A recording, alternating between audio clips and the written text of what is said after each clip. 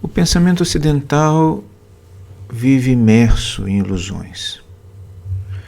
Isso não é propriamente um problema dos nossos tempos, porque a tendência da humanidade, do ser, em construir versões falsas do mundo para a sua satisfação, para poder viver dentro de uma realidade que é uma realidade até certo ponto muito hostil, o que é visivelmente incômoda.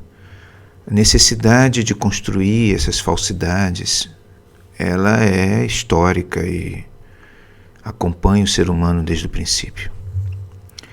O que acontece hoje é uma particular forma de ilusão, uma particular forma de pensar falsamente o mundo, cuja origem, certamente, até onde a gente consegue pesquisar, até onde a gente consegue entender, tem origem na Europa, no final daquilo que às vezes se chama de Idade Média, um período muito difícil que se segue à grande epidemia da peste negra e que acompanha os grandes avanços no campo do conhecimento do mundo.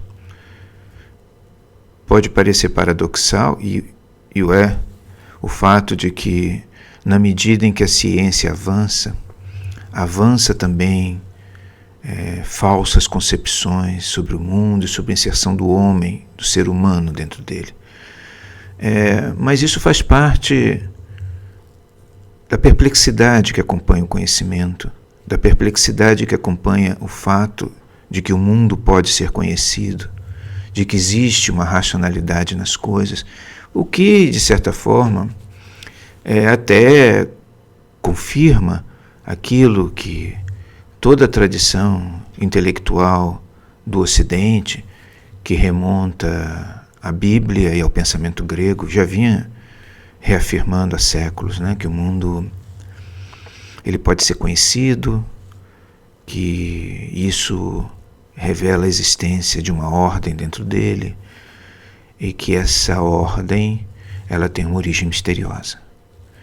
O que acontece na medida em que, a partir de determinado momento, e eu estou falando aqui do século XV ou do século XVI, se avança na conquista de novas visões e muito eficazes sobre a ordem que existe no mundo, é que essa capacidade, ela gera essa capacidade de entender, e de entender cada vez mais profundamente essa lógica, essa ordem subjacente às coisas, e uma coisa que já vinha sendo feita desde sempre, que é utilizar isso em nosso benefício. Isso gera um crescente sentimento de arrogância, principalmente nos cientistas e em todos aqueles que se beneficiam disso. Há todo um movimento nas universidades, principalmente no século XVI, que é um movimento no sentido de hipertrofiar a capacidade humana e os horizontes humanos de desenvolvimento da ciência. E essa hipertrofia, essa arrogância, essa vaidade que advém do conhecimento, afasta realmente os homens da realidade. Isso aí, de onde isso vem? Bem, há muito tempo, já no século VI a.C., o Buda, lá na Índia, já tinha dito que o desejo era o inimigo dos seres humanos. Porque as pessoas desejam muito que possam, a partir da ciência, transformar realmente a natureza, transformar a natureza do ser humano. E esse desejo, ele é inimigo do ser, porque tomados pelos desejos, os seres humanos se afastaram e se afastam cada vez com maior rapidez da realidade do mundo. Voltando ao mesmo Buda, ele diria que a realidade do mundo é a morte, o fim, a transitoriedade. E essa realidade, né, que é uma realidade muito intensa e muito traumática para o ser, essa realidade, ela tem que ser negada permanentemente, quanto mais supostamente conhecemos e temos domínio sobre o mundo. É claro que não é apenas essa realidade que se nega. É o próprio fato de se pretender transformar o mundo, transformar a natureza das coisas, faz com que se negue a própria natureza essencial, né? Aquilo que é a base a partir do qual o ser é engendrado, né? Todos esses elementos que estão fora da nossa capacidade de intervenção, pois nós não sabemos o que é a vida em si, nem como ela surgiu do ponto de vista científico, né? Nós não conseguimos criá-la. E o conhecimento em torno disso é extremamente obscuro, não se chega nem perto disso, e quanto mais se avança, por exemplo, na descoberta do código genético, né, quando a gente traduz o genoma humano, o genoma das espécies, ou os genomas das amebas, a gente se dá conta de que aquelas espirais de DNA repousam sobre um mistério tão profundo. Que forças colocaram aquelas moléculas aglutinadas? Que força, que energia motiva a sua replicação? Quanto mais nós avançamos, mais o mistério da existência se amplia. Então, nós não negamos apenas a morte, a transitoriedade, que nós queremos eliminar através da ciência, mas nós negamos também a própria essência da vida, os elementos mais profundos que determinam esse processo que é transitório, mas que é um processo misterioso, a existência, a vida. O pensamento ocidental, diríamos, repousa em profunda ilusão. E essa ilusão se amplia na medida em que a ciência vai se desenvolvendo e se aprofunda, e mais distantes da realidade os homens se encontram. E isso não é só uma coisa do pensamento ocidental em si, mas contamina outros pensamentos, né? Essa potência humana, essa falsa potência humana, ela contamina outras culturas e todos de alguma forma se envolvem com isso. E esse pensamento está presente em todos os lugares onde se formam opiniões hoje. Está presente na mídia, com muita força, já há pelo menos uns 200 anos, na medida em que o Estado começou a ser moldado por essas ideias. A mídia está presente nas universidades, está presente no sistema educacional.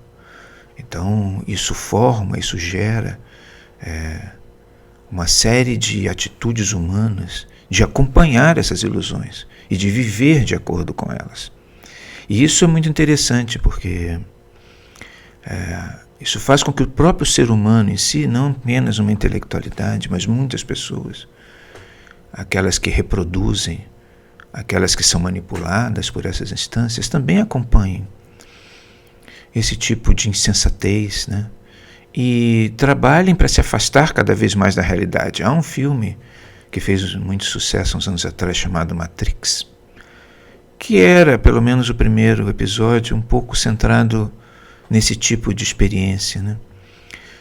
Tem ali um momento em que um personagem encontra um outro personagem, o Neo, e dá a ele 2 pílulas, uma pílula vermelha e uma azul. A azul o manteria nesse mundo de ilusões. A vermelha o aproximaria, abriria o caminho para ele compreender que vivia no mundo ilusório. E ele toma a vermelha, e aí, bom, acontece toda a história que vocês conhecem.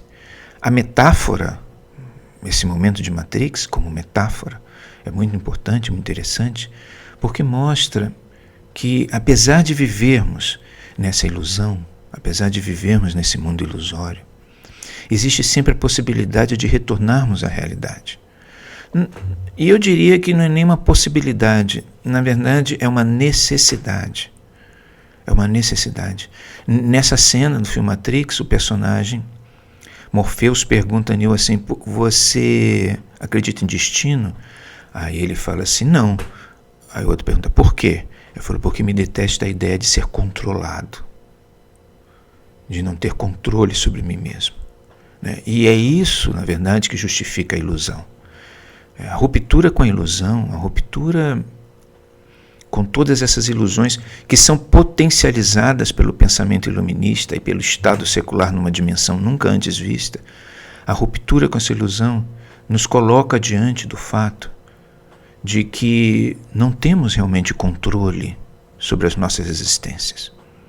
E isso é uma coisa muito complexa, e o desejo humano de ficar livre disso é muito forte. Significa que somos determinados pelo destino da morte, pelo destino das bases da existência e da vida, por aquela essência que determina o que seremos. E essa realidade é muito difícil de ser aceita. No filme ele tem toda uma narrativa ficcional, mas a metáfora ali é muito clara. Nós podemos escolher entre a ilusão, mas podemos escolher pela realidade, e a realidade é extremamente difícil. No entanto, embora a realidade seja extremamente difícil, a realidade é o que somos. E o que somos é o nosso destino. Então, romper com as ilusões e buscar a realidade, que é complexa, que é, numa parte das vezes, misteriosa. Apesar de a gente conhecer determinados processos químicos, sermos capazes de construir aviões e coisas assim, o mistério é profundo e impera. Apesar de tudo isso, então a realidade é misteriosa. Apesar de tudo isso, estar e se aproximar da realidade, do enigma dela, do mistério dela, é aproximarmos-nos daquilo que nós somos. E isso é, sem dúvida, o mais importante de tudo.